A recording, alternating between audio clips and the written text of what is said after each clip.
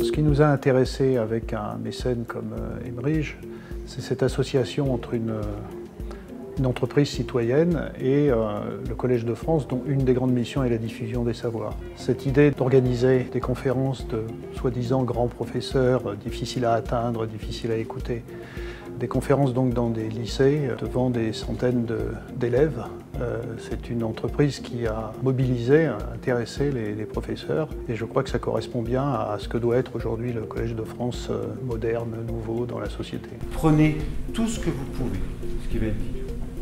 Mettez-le dans un coin de votre tête. Et je crois qu'à un moment donné, vous serez un jour ou l'autre dans une relation de travail ou à l'occasion d'un entretien. Eh bien, un jour, vous pourrez le glisser.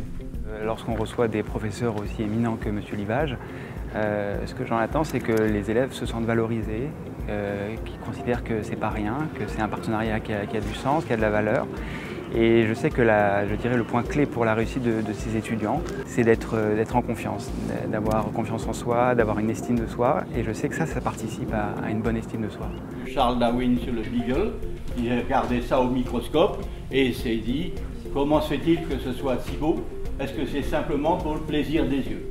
Il faut trouver une image qui fasse comprendre, qui fasse voir les choses. Je crois que c'est ça qui est le plus important. Il ne faut pas faire ça, vouloir faire de la science, etc. et confondre les gens. Il faut puis raconter ce qu'on aime. Quand on aime quelque chose, on le raconte bien.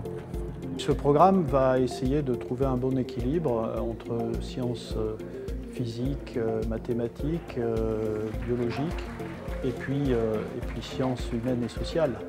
On veut montrer aussi que cette connaissance-là est accessible par des jeunes gens qui n'ont pas toujours facilement accès à cette connaissance-là, justement.